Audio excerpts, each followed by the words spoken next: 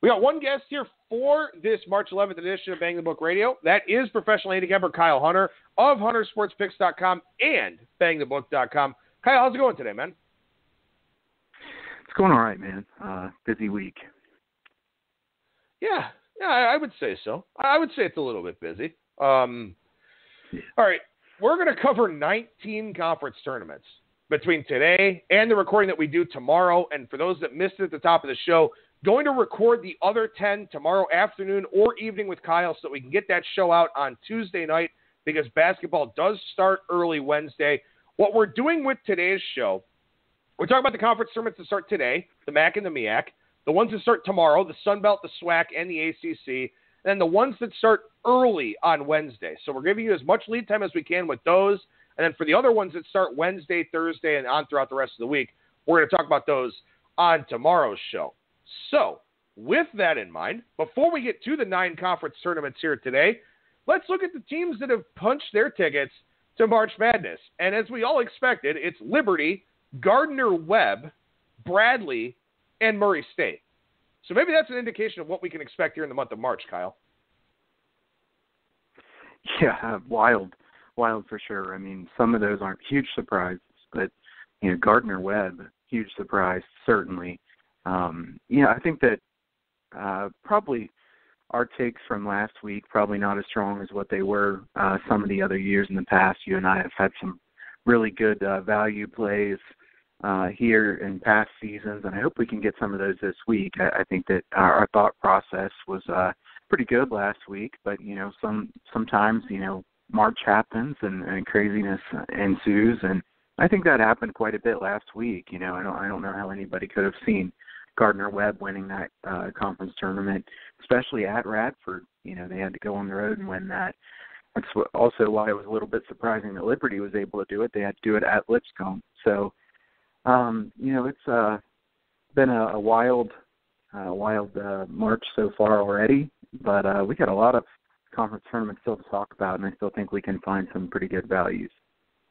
I mean, you and I think we kind of fell on the wrong side of variance a little bit last week. Robert Morris, who had to have a furious comeback in their first game against St. Francis Brooklyn, blows a lead against Fairleigh Dickinson, loses by 4. Robert Morris was a team that we had talked about a little bit here on the show. Charleston Southern was a team that I mentioned. They blew a lead. I believe it was to Radford in that game. So we were on the ball in some areas. We were off the ball in other areas, but the one thing that I saw, over these really low major conference tournaments and the ones that are still going on here is that I think we're going to see a lot of blown leads in these low major conference tournaments because I don't know if these teams pucker up, if they just tighten up, or if the other team just kind of says, all right, now it's time to start playing. But there were a lot of blown leads across a lot of games last week, some that negatively impacted us in the conference tournament pool that we're in, and also with some of the thoughts we had here on the show. Yeah, I think the other game that stands out to me was the Jacksonville State and Murray State game, and that was one where we talked about Jacksonville State adding value. A lot of people who watched that game would say that Jacksonville State really should have won that game against Murray State. I think that was to put it nicely, it was a poorly officiated game. Morant is a tremendous player from Murray State, and he was just as good as advertised, if not even better, those couple games. And certainly it's going to be fun to watch him in the NCAA tournament. But that was a strangely officiated game. And like you said, there were a lot of blown leads. I wonder if, there'll be as many blown leads in the big conferences, or if it's a smaller conference would be even heavier in that. I'm not sure I know the answer to that, but I know that it is March and some crazy things can happen. And that's why it is nice to look for those big underdog plays. I wish we had come up with Gardner-Webb last week, but like I said, that would have been a hard one to come up with. And I think that there will be plenty of madness here this week in both. I mean, we've got some smaller conferences still to talk about here this week and some big conferences. All right, so let's get into these conference tournaments here, and we'll start with the MAC, the Mid-American Conference Tournament. This is one of those that starts on campus sites and then moves over to Quicken Loans Arena in Cleveland, Ohio. Right now, you look at the odds for the MAC Conference Tournament, and I'll pull these up here. Buffalo, your favorite, minus 165. Toledo, plus 325. Bowling Green, plus 1225. So apparently the expectation here in the MAC is that this is only a 2-team race between Buffalo and Toledo. And, the MAC has been kind of crazy in the past, but not in the, very recent past, where we've had a lot of teams that, are pretty good or are highly seeded actually make it through towards the finals. So it's a little bit crazy of a tournament overall, but the cream usually rises to the top. Yeah, and I think it's going to be hard to beat Buffalo in this conference tournament. I don't think that I'm excited about taking minus 165. I don't know if that's going to drop any at all. Obviously, these games starting tonight, so there's not as much lead time here. But, to me, there's not too many teams in this conference that can win this. I think that you might want to look for some value to get teams that you might be able to hedge out of or money line rollovers. I think that this is a conference where, Buffalo is clearly the best team. Toledo is probably the second best team. Bowling Green overachieved this year. I think that they are, long shots for a reason. They have a good seed, but it wouldn't surprise me if you look over in Bowling Green's side, Eastern Michigan and Ball State. I think Eastern Michigan and Ball State both underachieved this year. So if you want a money line rollover candidate, I think Eastern Michigan or Ball State is a good option there. You have to decide who you like between those two. I think there's a real chance that one of those teams ends up beating Bowling Green. And then, if they do that, they certainly would have a fighter's chance against a team like Toledo as well.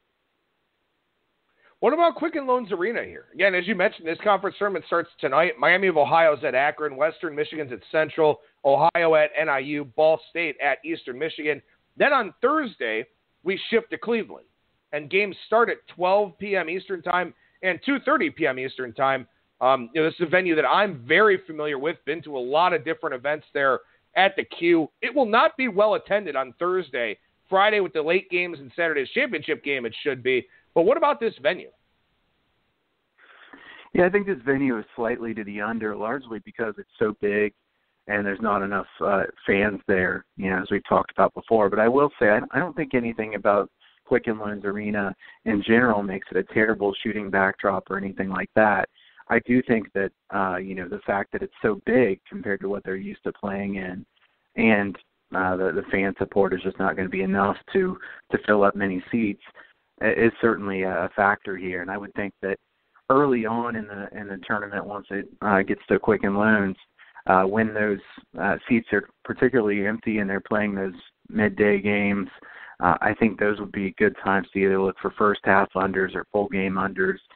Based on the spots there. But if you look at the stats, Quicken Loans Arena, it's just very slightly to the under long term, so nothing huge there.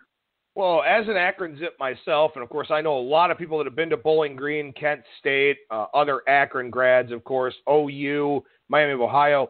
The Ohio schools are very, very well represented in the Cleveland area. So when they do play in primetime, they do wind up with some fans. And in fact, the three Michigan schools here, Central, Eastern, and Western, combined for only 2 title game appearances since 2004. So I don't know if that has to do with any of the fan support or just the fact that, those teams haven't really been all that great, at least not all that consistent. But 2 combined title game appearances since 2004. Obviously, Akron and Kent State usually make runs here, but neither one of those teams particularly strong. So, I don't know if there's a ton of betting value here. I kind of mentioned Northern Illinois as a team that intrigues me a little bit because I think they beat Ohio tonight, and I think their style of play could give Toledo some fits in that game on Thursday night. But like you said, Buffalo is just, Buffalo is head and shoulders above anybody else, and then Toledo is pretty much shoulders above everybody else. So it's tough to find value. Yeah, it is tough to find value, and I think what you just said there is an important point because Central and Western play each other, and then they have to play Kent State. I don't think Kent State's that good of a team, but, who do you want to take to go against Kent State in that situation where the game's going to be played? I think that's a difficult one. So I don't see any value there. I do think that, Bowling Green will have quite a few fans there as well. So Eastern Michigan or Ball State would be at a disadvantage. But I do think that Bowling Green is a bit overvalued, and obviously so do the futures lines, just in general. I think that NIU is a decent look as well. Northern Illinois, the team mixes up their defenses, can be a difficult matchup just because of the way they play, as you said. So I think that that's one that would be a possibility. I don't think Toledo's a tremendous team. I think they're a good team. I think there's one really good team in this league, and that's Buffalo. So going to surprise me if it's not Buffalo cutting down the nets here. All right, so we move to the MEAC conference tournament. This one starts tonight. The MAC starts tonight and the MEAC tonight. So Norfolk State, your favorite, plus 160. North Carolina A&T, 425. NC Central, the 3 seed, plus 350. Bethune-Cookman, 750. Howard's the best offensive team in this conference. They're plus 600. The best defensive team is actually Florida A&M, but an APR violation keeping them out of the tournament. So only 11 of the 12 teams here in the MEAC getting into this one. So let's start with the arena because there are some angles to consider with that. Yeah, this is Norfolk Scope Arena. This is an under arena for sure. You can even look at the images on Google. It's a different arena. It's very unique. Difficult shooting backdrops. The under's 26 and 18 in the last 44 games here. There's not a ton of games played at this arena with lines. So, we don't have too much to go on, but this is an under arena. There's been some very low-scoring games there. Even some of the really low totals have stayed under the number pretty easily. This is much bigger than the arenas that they're accustomed to, and it's going to be pretty empty. So I think that's the important thing about this one is it's both unique with a difficult shooting backdrop, and it's going to be pretty empty. So it's kind of the double whammy. I think this is certainly an under venue. Along with the quirks of the venue, this schedule for this conference tournament is kind of crazy. Tonight, you've got the 6-11 game between Savannah State and Delaware State at 6. On Tuesday, 8-9 versus 7-10. On Wednesday, number 1 Norfolk State will play against the 6-11 or against the 8-9 winner. Then the game after that, North Carolina A&T, the 2 seed, plays the 7-10 winner. On Thursday in the first game, number 3 NC Central plays the winner of Savannah State, Delaware State. So the winner tonight doesn't play until Thursday. Howard and Bethune-Cookman, the 4-5 game, 4 days into the start of this conference tournament. Then the semifinals are Friday at 6 p.m. and 8 p.m. Eastern Time. The championship game is Saturday at 1 p.m. So the team that wins at 8 o'clock basically finishes – the team that wins probably at 8:30 finishes up around 11. They've got about a 12-hour turnaround by the time they get settled at their hotel to go and play this championship game. So this tournament structure is really weird as well. Norfolk State's going to have Thursday off, whereas the winners of those quarterfinal games on Thursday have to play a back-to-back. So an advantage for Norfolk State and NCAA here. Yeah, that's wild. I don't understand why State and Delaware State would play on Monday and then not play again until Thursday. That doesn't make any sense to me. But, and then you've got Coppin State and Morgan State playing on Tuesday night, and then they play again on Wednesday night. So it's very strange. I don't know why that was set up that way. But, I think it's something to keep in mind when you're betting these games individually. There's going to be a lot of teams in different rest positions. Rested versus unrested is a strong angle this time of the year. So teams with the better, days rest or even time of rest, like you said, depending on what time the game ends, you get some of those really late games and a quick turnaround. It's a big disadvantage. I think Norfolk State is certainly the best team in this league. They're the most balanced team. They're the team that is able to do everything fairly well. They shoot the ball better than just about anybody. They're a team that has a decent veteran presence, and they're obviously going to have a, pretty good fan base here. So I think Norfolk State will be difficult to beat. A couple of the teams that I looked at, first, NCAA, veteran team, plays solid defense, takes care of the basketball. Not many teams in this league take care of the basketball, and not many teams in this league play very good defense. So I think they're certainly a dangerous team here. And if you look at the bracket, another one that I think would have a chance would be Bethune-Cookman. Howard is really good on offense, not very good defensively. I don't like the teams that are just, offensively based this time of the year. Now, they do run into Norfolk State or would likely run into Norfolk State, so not a great spot in the bracket for them, but I think that Bethune-Cookman's a pretty good team. I think NCAA would probably be my favorite play here in this bracket. Yeah, this is such a tough one. I mean, this is the 7th time this conference tournament has been in Norfolk. Norfolk State hasn't won it, and they've only been to the title game once. So their home court advantage, it hasn't really helped them a whole lot. I mean, the year that they won this was in Winston-Salem. That was the year they went to the NCAA tournament, beat Missouri in the first round, then got trucked by Florida in the second round. But North Carolina Central's won 3 of the last 5. Hampton won 2 in between. They're in the Big South now. So I guess NC Central on pedigree, and because they've got a pretty good coach, and also they would avoid Norfolk State. But, yeah, this is just not a conference where either one of us have too strong of an opinion. Right. I certainly wouldn't go betting a lot of money in this conference. It's a conference that is pretty wide open. And the scheduling quirks, I think, probably make this a better conference to make single-game wagers than futures wagers. All right, so let's get to the Sun Belt Conference. I actually just wrote this preview here this morning. I basically just finished it right before the show, and this one is also very fascinating. This is at New Orleans Arena or Lakefront Arena in New Orleans, Louisiana. But the first-round games here, they start tomorrow night, 8-9, South Alabama, Arkansas State, 7-10, Louisiana Monroe, Appalachian State. The number 1 and number 2 seeds get a bye all the way to the semifinals. That's Georgia State and UT Arlington.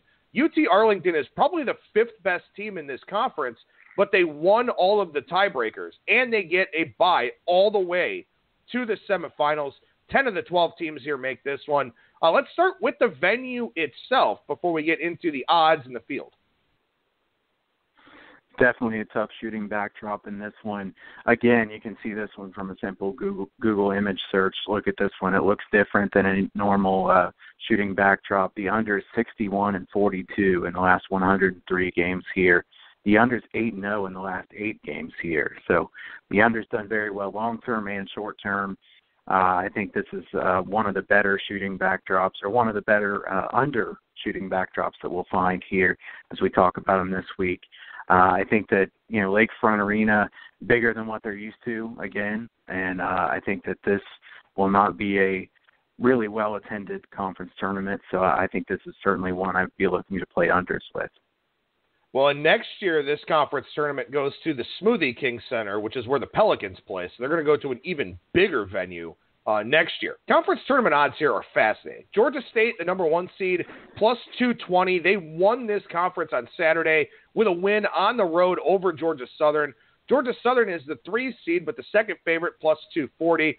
That means that they have to play in the quarterfinals. UT Arlington with the 2 seed gets the triple bye. They're plus 400. Texas State plus 400. Everybody else 15-1 or higher on down. So this is pretty intriguing because, if you're a 3 seed or a 4 seed, you've got to play on Friday. If you're a 5 seed or a 6 seed, you've got to play on Thursday. Would have to win 4 games in 4 days. Arlington, a fairly weak number 2, getting a triple bye, and Georgia State, who's the number 1 seed with a triple bye, plus 220. It's crazy to me. Yeah, this is a really, really unique one. I have to say I agree with you that, first of all, how much did those games mean this past Saturday? UT Arlington beats Texas State. Georgia State beats Georgia Southern. Boy, those games meant a lot here as you look at this conference tournament. I mean, you get that bye all the way to the semifinals. That changes things in a big way. So a lot of these teams, it's really hard to win. It's hard to win 3 games in 3 days, really hard to win 4 games in 4 days, and then the teams that have to play March 12th, very difficult. So, I think you can kind of eliminate some of the teams here as you just go looking through the list because, it's going to be very difficult spots for several of these teams. I think it'd be very tough for any team outside the top 4 to win this one. Georgia State's a unique team. I don't think they're as good as they've been in some of the past seasons, but it's hard to not like them some based on, the line value, and they get a bye to the semifinals.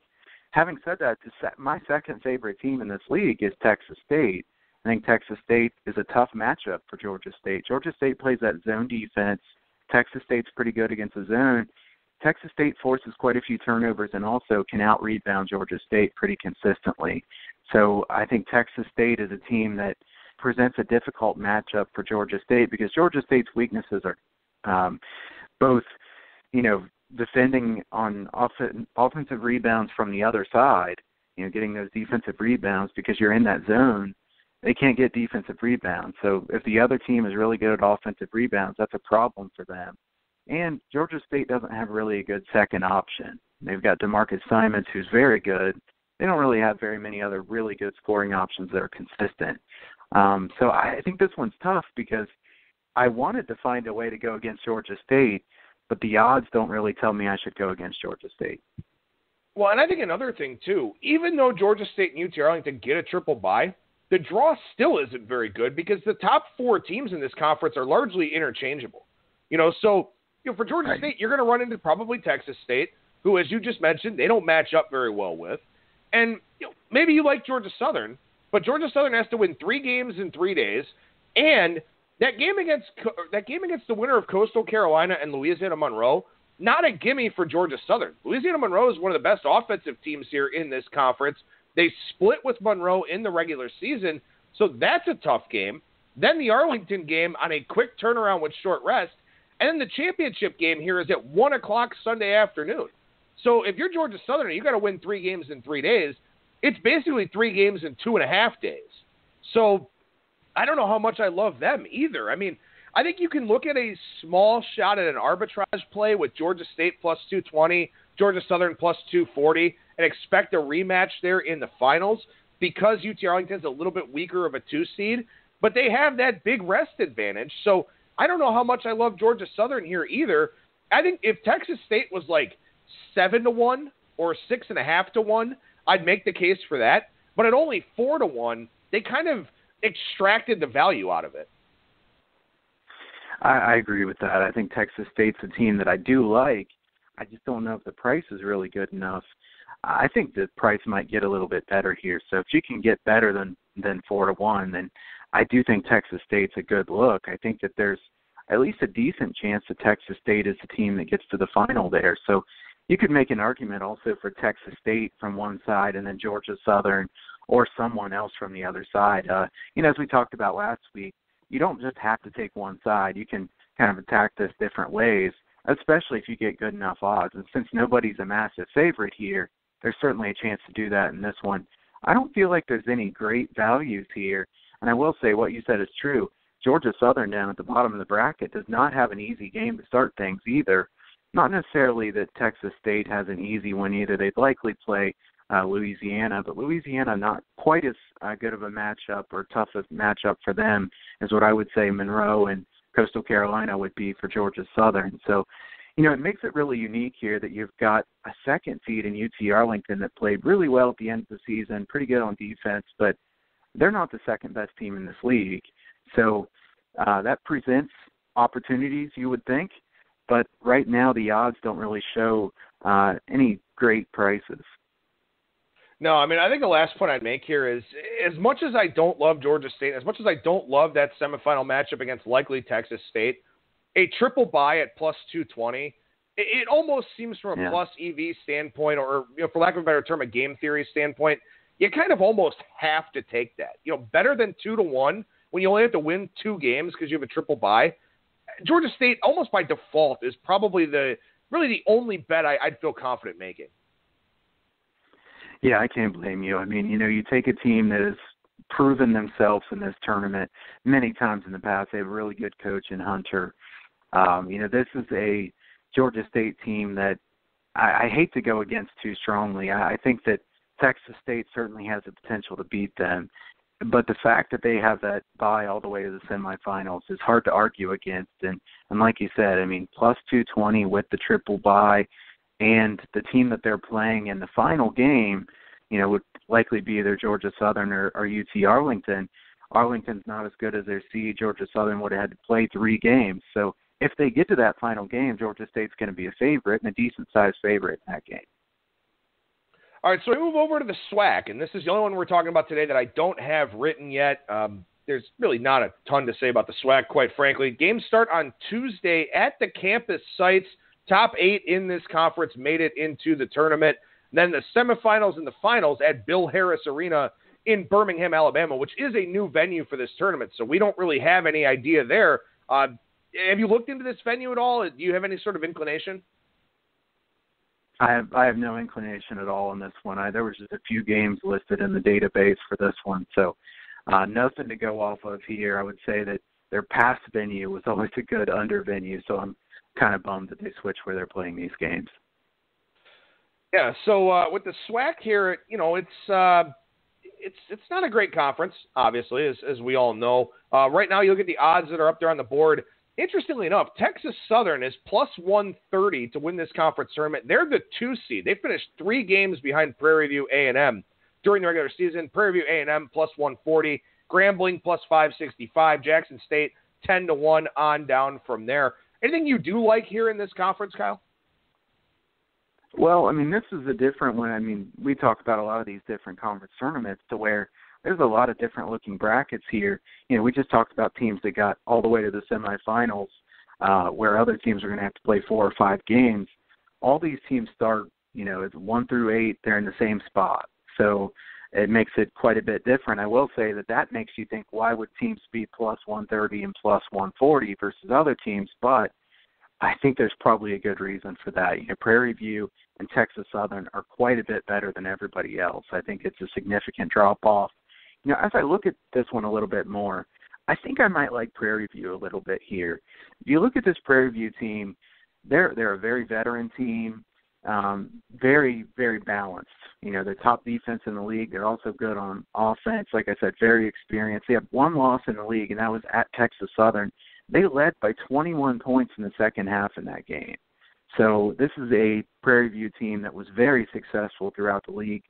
Texas Southern is the favorite here because of what they did in the non-conference slate. And I think Texas Southern could certainly make a run, but I don't know if Texas Southern has the big coaching advantage that they had in some of the past seasons. Prairie View A&M's turnover percentage, the fact that they can take care of the basketball is pretty important in this league. There's a lot of forced turnovers here, can be some pretty sloppy basketball. Prairie View is a team that can take care of the basketball. If I was going to make one bet here, I would take Prairie View plus 140. I did want to also mention that underdogs of 3.5 points or more, 25 and 14 ATS in the last 39 in this tournament. I think there will be a lot of close games in this conference tournament. So if you see a big line, I wouldn't be hesitant to back that. All right, so we move to the major conferences here. We're going to hit really 5 of them to wrap up this segment of Handicapping the Hardwood. Again, we got 10 more conference tournaments to get to tomorrow. We're going to go to the ACC here, and we'll start things off by mentioning that we've got a new venue for this conference tournament.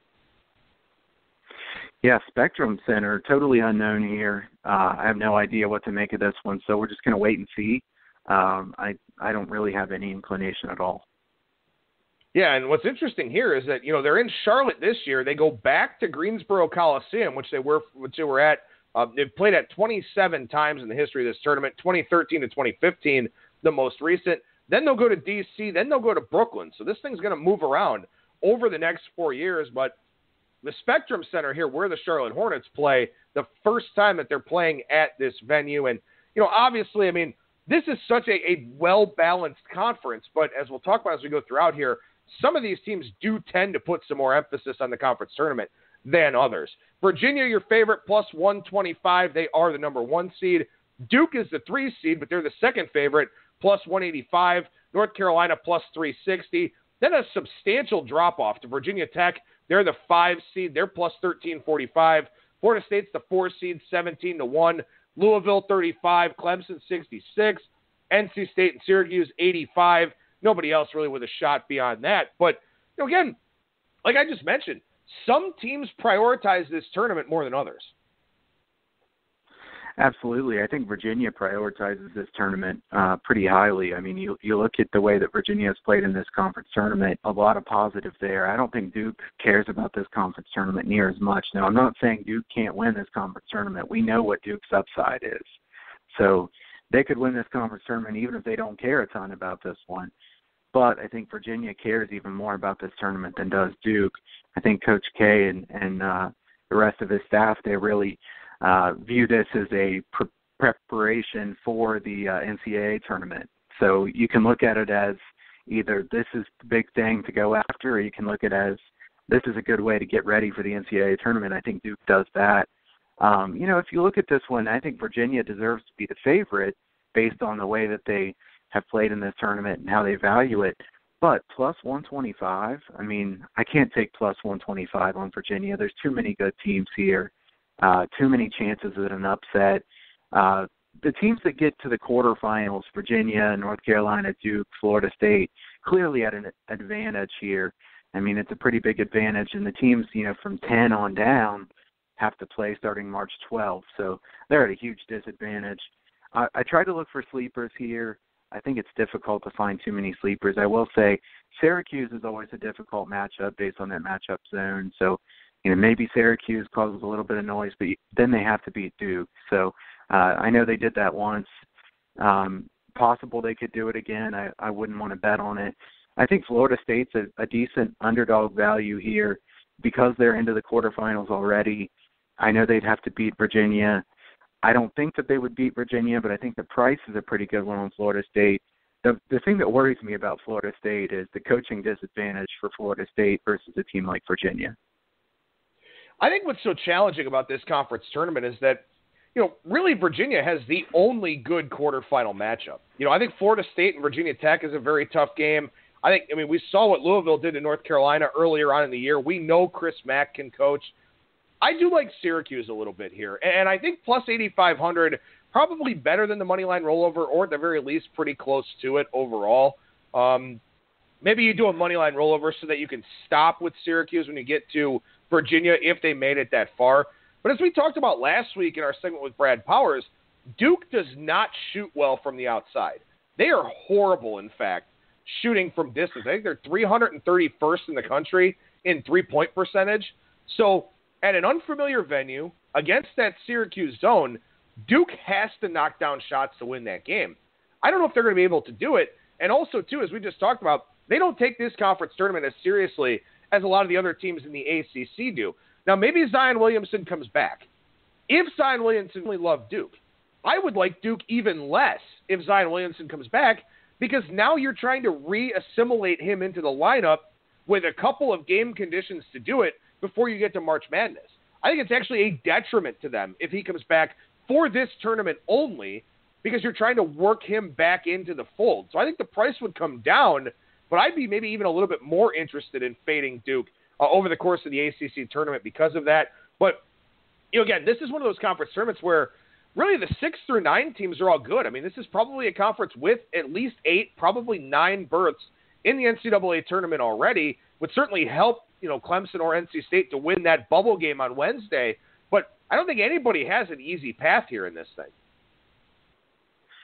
No, and one team that I kind of looked at as a possible value would be Louisville, because they do have a high upside. They've proven that, but I don't think the price on Louisville here is nearly good enough. If you like Louisville, I think you want to do the money line rollover. I don't think plus 3,500 is even close to what you could get with the money line rollover. Having said that, I do think Syracuse is a good value, like you said. The problem for Syracuse could be their defensive rebounding. Duke is very good on the offensive glass. I think Duke will struggle from the outside. Syracuse defends the three a lot better than the average team in the zone. They push out that zone more than most teams do. The question mark is whether they can get the defensive rebounds. Again, this is one where I think that the lines right now are pretty tight. I would say North Carolina plus 360. I think we have to at least mention them, because North Carolina has played really well here of late. And I think we said this in one of their last games that we talked about. How is North Carolina seeming like they're kind of under the radar at this point? The Tar Heels are playing some really good basketball. Impressed at how much they've gotten better throughout the course of the season. You could make an argument for North Carolina having some value there at plus 360 as well. And that's the problem for Syracuse. If they knocked off Duke, they run into North Carolina. And North Carolina is a hellacious matchup for them because of how good the Tar Heels are on the offensive glass, and because they're not dependent on jump shots. They can get inside that zone. And also for Roy Williams here, look, they've only won the conference tournament one time since 2008, but they've been in the finals 6 times, and 3 of the last 4 years. So they usually make a run in this thing. So at plus 360, I do think that they make some sense. I don't think that's a weird line against Virginia. I think you've got some hedging margin if the Tar Heels do make it to the finals. So I think your long shot candidate would be Syracuse, but North Carolina is a team that I do like in terms of the favorites that are up there. And also, too, look, as you mentioned, I like Virginia too. The plus 125 is not good enough. But you look at Duke and you start questioning their motivation in this thing.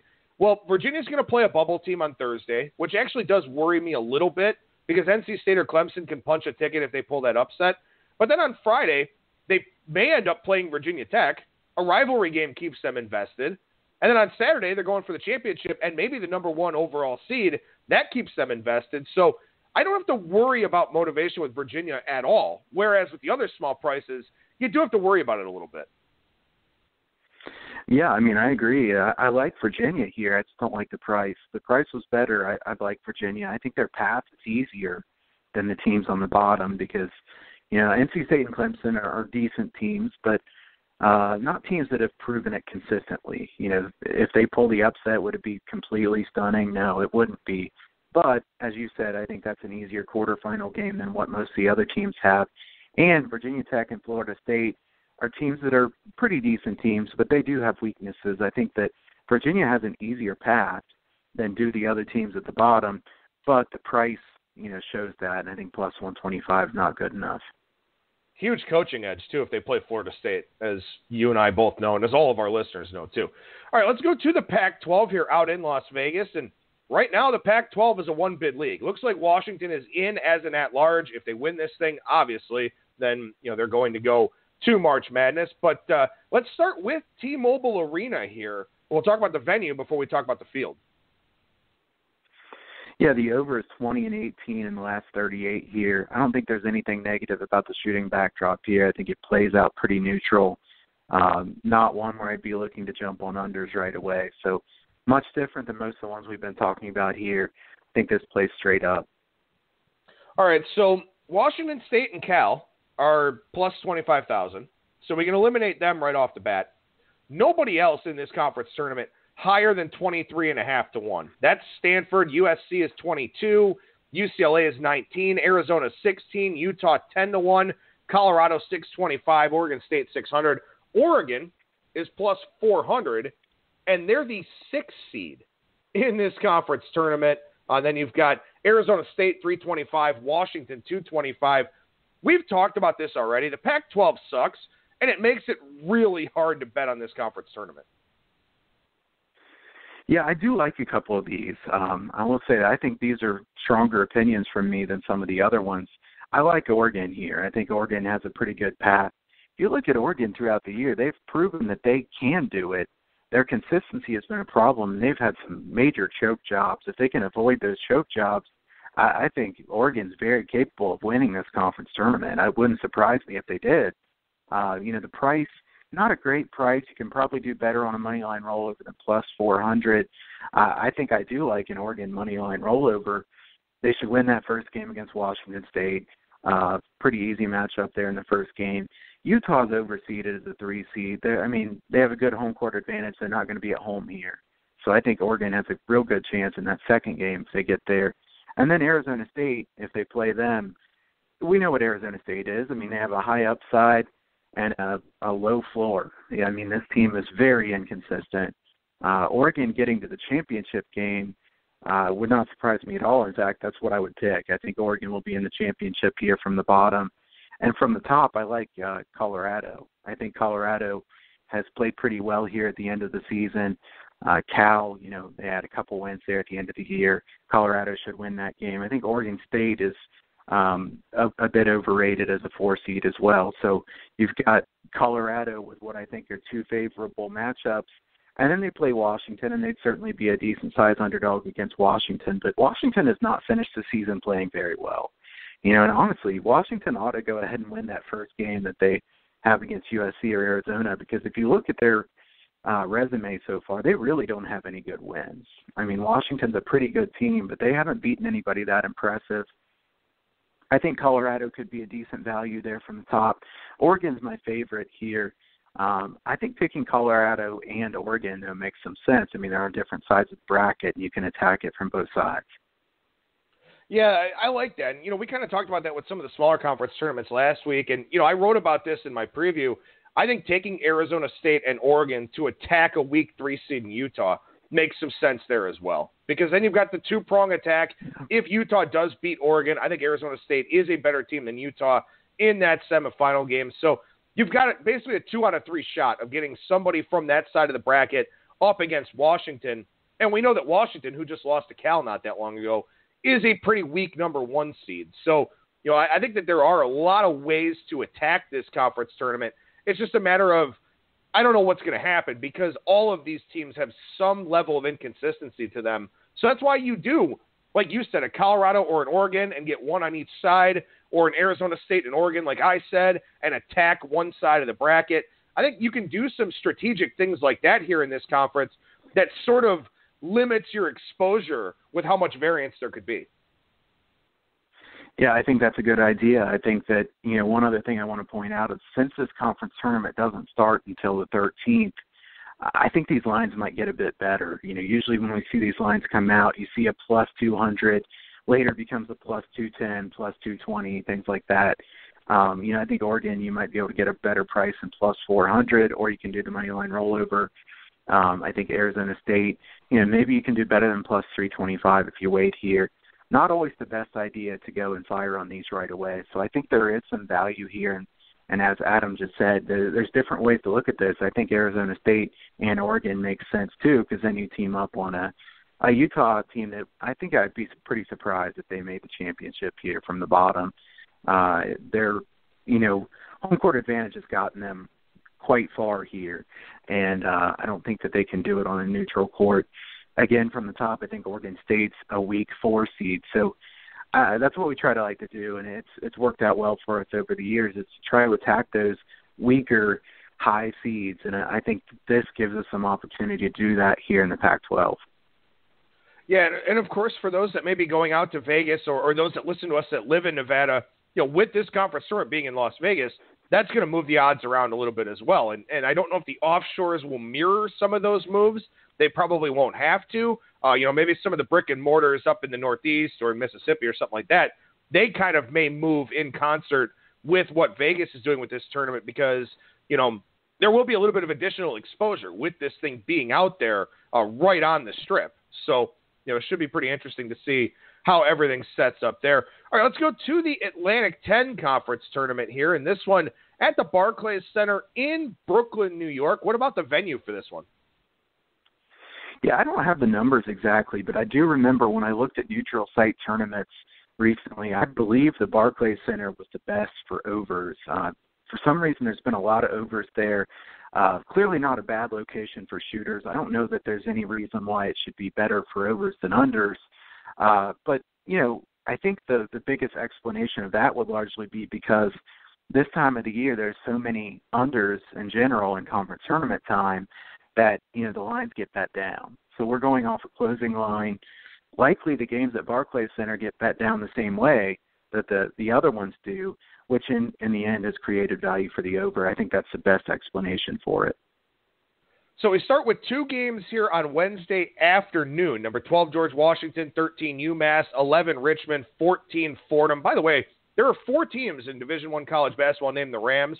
3 of them are in this conference. So, not really useful information, I guess, but, just something kind of quirky that I realized here with this conference. And one of those Rams, the favorite at minus 120, that's VCU. This is a conference that bubble teams will watch very closely because VCU is in. If they don't win this conference tournament, somebody is stealing a bid. Will it be Dayton at plus 325, Davidson 375, Bonaventure 1150, St. Louis 1650, on down from there? I know there's one long shot that's a little bit intriguing to you here. Yeah, and first of all, I think 3 teams that are named the Rams is pretty cool information. I wouldn't say that's useless information at all. I like it. I think that's that type of trivia knowledge that comes out. It'll win you a bar bet, right? Maybe? Right, absolutely. As far as the odds here, Rhode Island is a team with a high upside. They've beaten some of the best teams in this league. They certainly have the capability of upsetting VCU, and I think the fact that VCU is in a good standing, as you talked about for the big dance, I think is probably a reason to not want to take them at minus 120 here. I mean, VCU at minus 120 is pretty steep to me. I couldn't take VCU at that price. You got to try to figure out somebody that has more value than that. I think Rhode Island is a team that has value there. If you look at the price on them, plus 5,000, I would have to look at it a little more to see whether I think a money line rollover makes more sense or the futures price. It probably would end up being pretty close there. LaSalle, they're a pretty short-handed team right now. Rhode Island should beat them, whether they will or not. They should beat them. Rhode Island then is a team that has matched up pretty well against VCU in the past. They certainly would have a chance in that game. If they get past that game, then they're not going to have any team that's significantly better than them at any point here the rest of the way. If you look at the bottom of the bracket here, you got to figure out whether you want to take Davidson or Dayton, in my opinion. I mean, maybe St. Louis, because St. Louis has potential. Travis Ford has been a very good recruiter. He's not been very good at maximizing his talent. So I don't know that I love taking St. Louis largely because of that.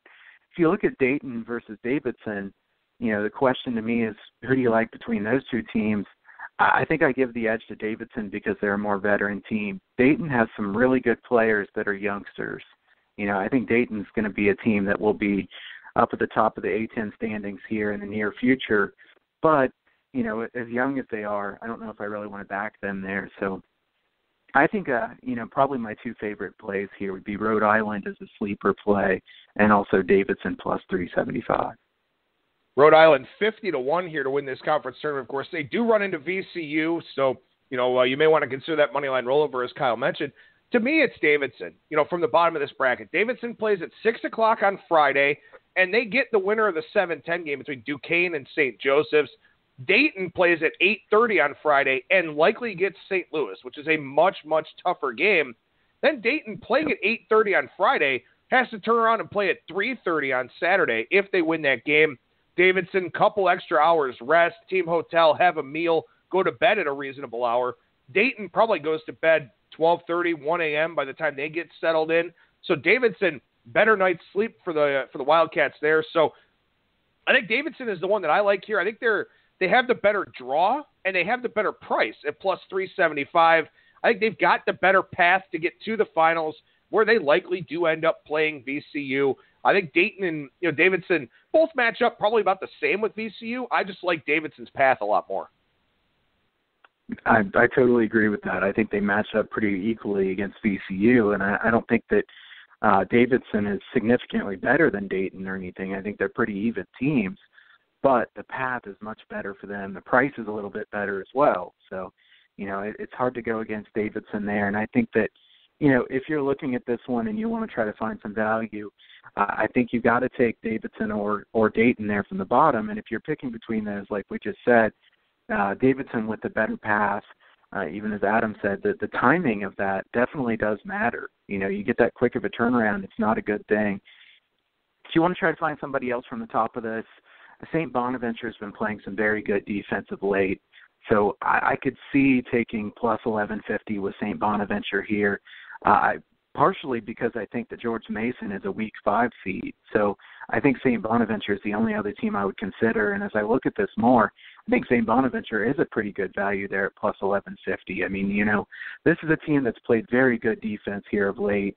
When you're that good at defense, I have to like you at least somewhat when you're plus 1150 and you play a weakish team there in your first game in the quarterfinals. All right, so we move to Madison Square Garden for the Big East Conference Tournament. It's not what it used to be, obviously, but still a fun and interesting tournament for sure. And, of course, we've got some things to talk about with this venue. Yeah, this is the best proven under venue of any of them. 103-75 in the postseason is the under. If you just look at regular season games as well, the under has done really well at Madison Square Garden. You start taking those numbers that are really low off the table and you get, filter out by higher numbers. The winning percentage at Madison Square Garden for high numbers is extreme. It's 65%, things like that. First half unders have done very well at Madison Square Garden as well. So if you just like to play first half to stay away from the foul fest or potential overtimes, I don't blame you at all. But definitely this is a great under venue.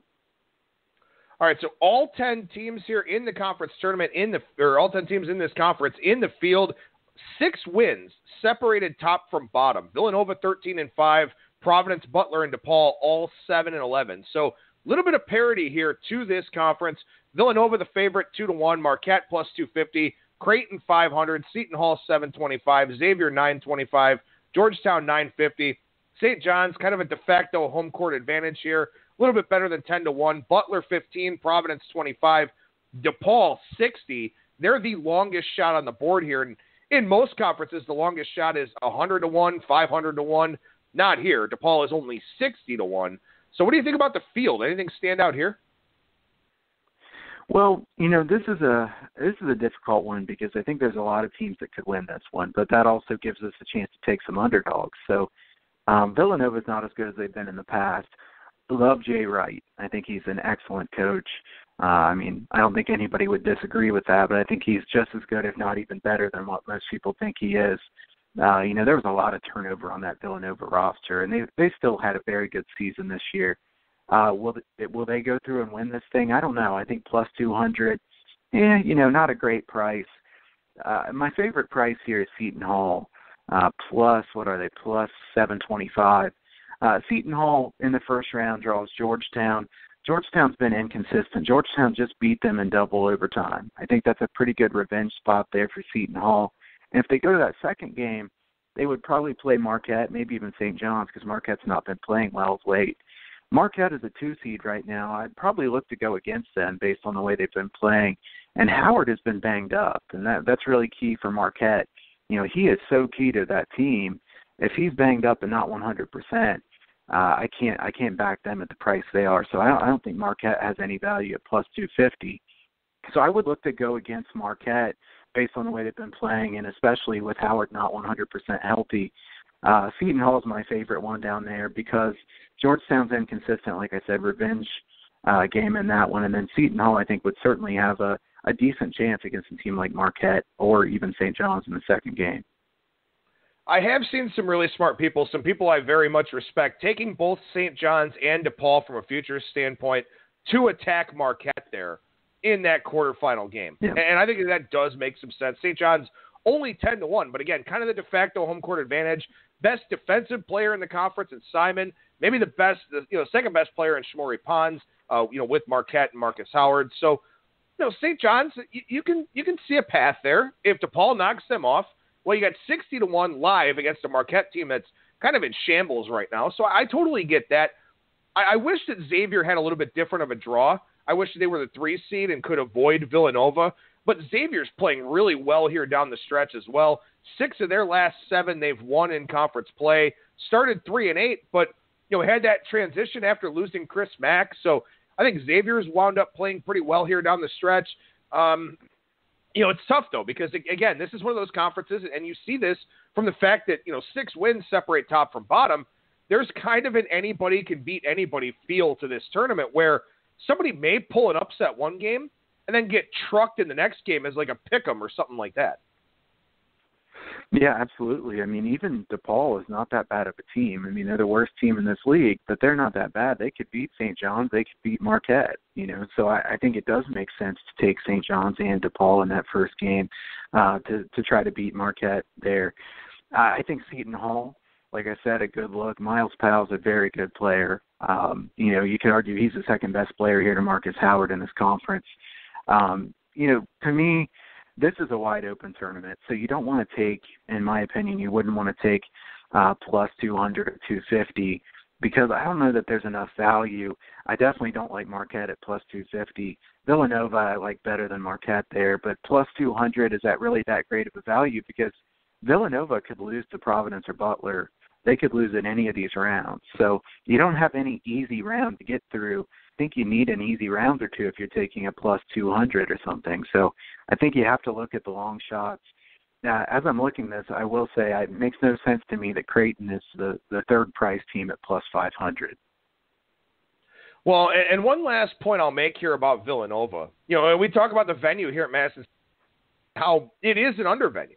Villanova, third in the country in percentage of field goal attempts coming from beyond the arc, 53.6%.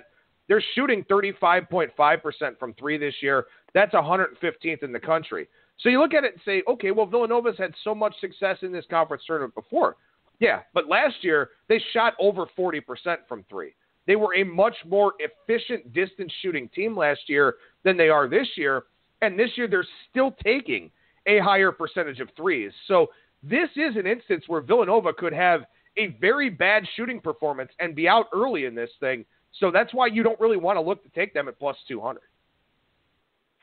Yeah, I mean, like you just said, Villanova has proven this wrong in the past. They've shot pretty well here in some of the games in the past, but, Jalen Brunson's not here anymore. Bridges, DiVincenzo. There's a lot of guys from this team that in the past years were very good at this spot that aren't there anymore. You've got new guys that haven't been in this venue as many times. Will they shoot it as well? I don't know. I think that, like you said, Villanova's not near as good of a shooting team as they've been the last couple seasons.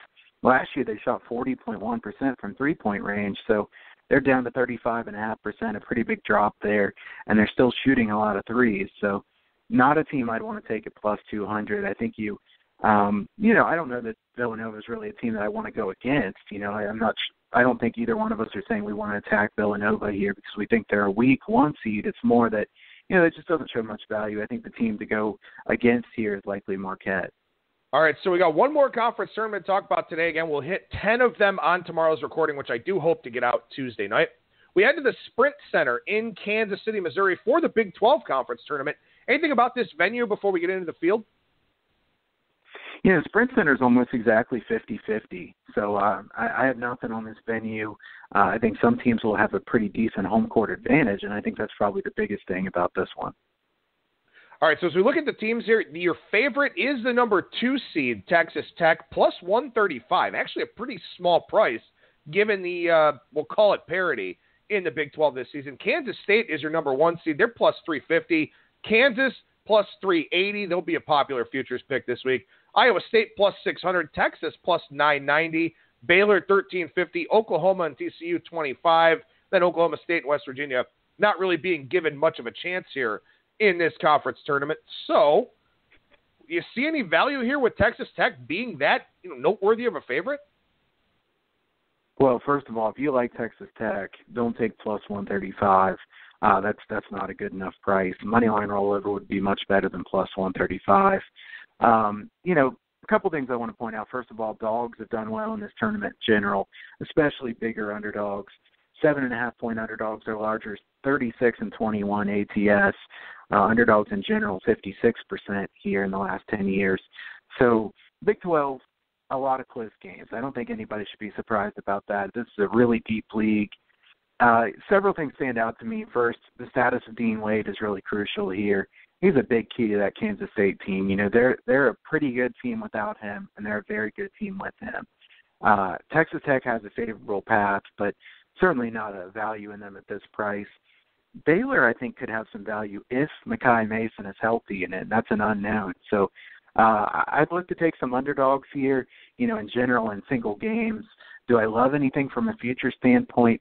Not really. So I hope maybe Adam has one he likes quite a bit. Well, you look at this conference tournament, and since it started in 1997, number 1 seed's won 10 times, number 2 seed has won 5 times, no seed lower than number 4 has won, and number 4 has only won once. So basically, in the last, 22 years, it's been 1, 2, or 3 seeds. So there's really not a whole lot of surprises, even though this conference generally tends to be pretty balanced here overall. The thing here is I feel like no draw is necessarily easy. I think maybe Texas is a moneyline rollover candidate, but obviously with Kansas not winning the Big 12 here for the first time in since Bush won or something like that. I feel like they're going to be highly motivated to come and win this conference tournament, and it is a final that they're in quite often. So Texas draws a very tough first game out of the chute. You can't really attack Kansas State much, though, because TCU and Oklahoma State aren't very good. Baylor and Iowa State aren't particularly good. I think Kansas State is a little bit of a weaker number 1 seed, but you can't really go with them, and Texas Tech gets the toughest draw, being the 2 seed, playing the winner of that Kansas-Texas game. Yeah, I mean, I think Kansas State's definitely a weak 1 seed if Dean Wade's not healthy. So, I probably would want to go against Kansas State in some way here. I'm not sure who I want to go against them with. I think Baylor probably would be my choice. Plus 1350. I think a pretty good price. The question is, can they even get past that first game? And that's certainly a big question. I wouldn't want to take Iowa State because I don't think 600 is big enough. Probably moneyline rollover would make more sense if you took Iowa State. So I think you could make an argument that going against Kansas State here would be the way to go if Wade's not healthy. I imagine it. There will be some smart people who like to take Kansas here as well. I don't know what to make of Kansas. Kansas is not a great team. They have a very good coach. Maybe they're very motivated by the fact that they didn't win this conference like you said, for the first time in many years. 2005 or something like that. So Kansas maybe gets motivated, and maybe you like that some here. I don't think it's a great value though, plus 380. So I think this is a tough one.